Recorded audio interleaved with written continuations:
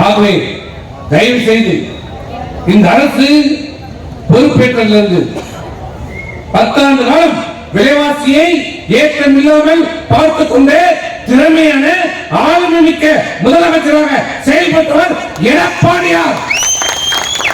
ஆனால் இன்னைக்கு என்ன நிலைமை? இந்த 2 ஆண்டு காலத்தில் எல்லா விலைவாசியும் ஏறியிருக்கிறது.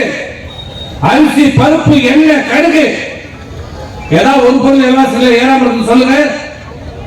எல்லா விலைவாசியும் ஏறிச்சு. இன்னைக்கு அரிசி 1 கிலோ 5 ரூபாய் ஏறி இருக்கிறது. அது மட்டும் இல்ல, அரிசிக்கு தட்டுப்பாடு வரும் சொல்லியிருக்கிறோம்.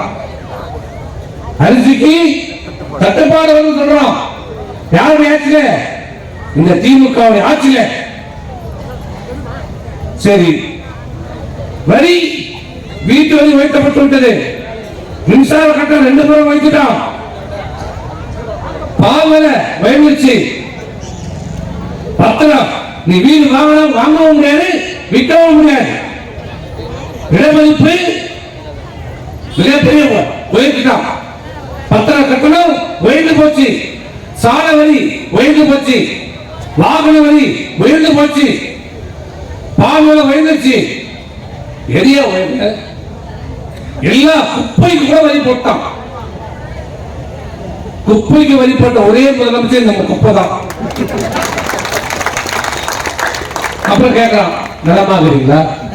எப்படி குப்பைக்கே வரி பண்றாங்க, எப்படி நலமாக முடியும்? வெக்கமே இல்லாம கேட்கிறாங்க. இந்த ஆட்சியில எல்லா விலைவாசி ஏற்றிட்டு எல்லா கட்டணத்தையும் வைத்து இன்னைக்கு மக்களை சொல்லனா துயர் காட்டி விட்டு சொன்ன வாக்குறுதியும் நிறைவேற்றல. 2,24,00,000 ரேஷன் கார்டு. நீ 1000 ரூபாய் கொடுத்தா எவ்வளவு பேர் கொடுக்கணும்? 2,24,00,000 பேர் கொடுக்கணும். ஆனா நீ எவ்வளவு பேர் கொடுத்துருக்க? 1,04,00,000 பேர் தான். அப்ப 1,20,00,000 பேர் எங்க? அவங்க ஓட்டு போடலையா? அவங்க தமிழ்நாடு மக்கள் இல்லையா? அந்த தாய்மார்களுக்கு கொடுக்க கூடாதா? இப்படி மக்களை ஏமாற்றி பொய் சொல்லி இன்றைக்கு ஆட்சிக்கு வந்திருக்கின்ற இந்த திராவிட முன்னேற்ற கழகத்திற்கு தக்க பாடம் கொடுக்க வேண்டும். இனி பேச பாஜக பாசிச அரசு, மதவாத அரசியல் சொல்றார். இதெல்லாம் இங்க மட்டும்தான், மெட்ராஸ்ல மட்டும்தான், டெல்லியில கிடையாது. 5 வருஷம் 39 MP பாண்டிச்சேரி உட்பட என்ன செய்த? டெல்லி நாடாளுமன்றத்தில் என்ன பண்ண? இந்த பாரதிய ஜனதா கட்சி செய்திருக்கிற மக்கள் விரோத நடவடிக்கைகளை தட்டி கேட்டிருக்கிறதா? தமிழ்நாட்டுக்கு துரோகங்களுக்கு தட்டி கேட்டிருக்கிறதா? இந்த ஸ்டாலின் தட்டி கேட்டிருக்காரா? இல்ல. ஏன்னா அவரை காப்பாற்றணும். நல்லா புரிஞ்சுக்கங்க. திமுக போடுற ஒவ்வொரு ஓட்டும் பாரதிய ஜனதாவுக்கு போடுற ஓட்டு. நாளைக்கு முதல்ல யாரா போய் பாரத மோடிக்கு ஜே போனா அது ஸ்டாலின் தான். நீங்க எழுதி வச்சுக்கோ, நடக்கிறா இல்லையா?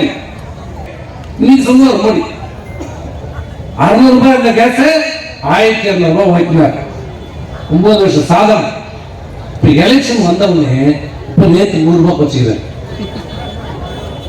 ஏற்று 400 ரூபாய் 1500, இப்ப 100 ரூபாய் குறைச்சிக்கிறார். எலெக்ஷன் முடிஞ்சவனே 2500 ரூபாய் நம்பி ஓட்டு போட போறீங்க. ஐயோ 100 ரூபாய் குறைச்சிட்டாரு சொன்னவங்க அவரும். இது சின்ன கேள்வினா அதிமுக அம்மா என்னைக்கும் பிறந்தநாள் கொண்டாடணும் சொன்னதே இல்லை.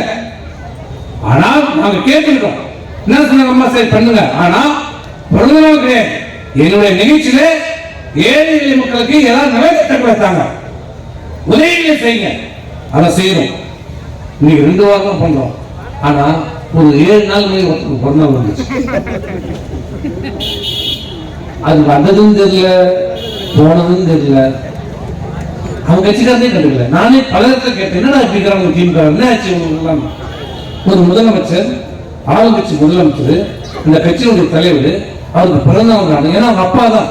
ஏன்னா பிறந்த நாள்னால எப்படி கொண்டாடணும்னு இந்த எல்லா கட்சியும் சொல்லியிருக்கதே இந்த திமுக தான். அண்டா வச்சதே அவங்க தான்.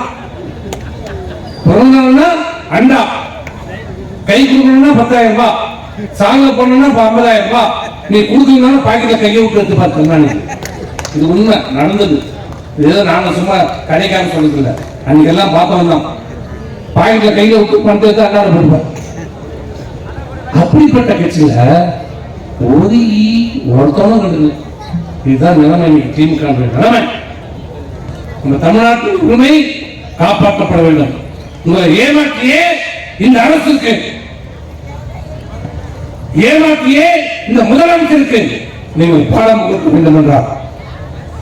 நாடாளுமன்ற தேர்தலில் அனைத்து இந்திய அண்ணா திராவிட முன்னேற்ற கழகத்தின் சார்பாக அறிவிக்கின்ற வேட்பாளர் அனைத்து இந்திய அண்ணா திராவிட முன்னேற்ற கழகமாக இருந்தால் இரட்டை சின்னத்திலும், கூட்டணி கட்சி வேட்பாளராக இருந்தால் கூட்டணி கட்சி வேட்பாளருக்கு நீங்கள் ஆதரவளித்து வாக்களித்து வெற்றி பெற வைத்து இந்த தமிழகத்தை காப்பாற்ற வேண்டும் என்று கேட்டு விடைபெறுகிறேன். நன்றி, வணக்கம். பாதகம் செய்பவரை கண்டால் நாம் பயங்கொள்ளலாகாது பாப்பா.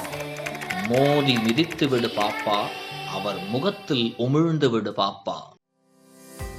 அண்மை செய்திகளை உடனுக்குடன் தெரிந்து கொள்ள இணைந்திருங்கள் இயம்நாடு தொலைக்காட்சியுடன்.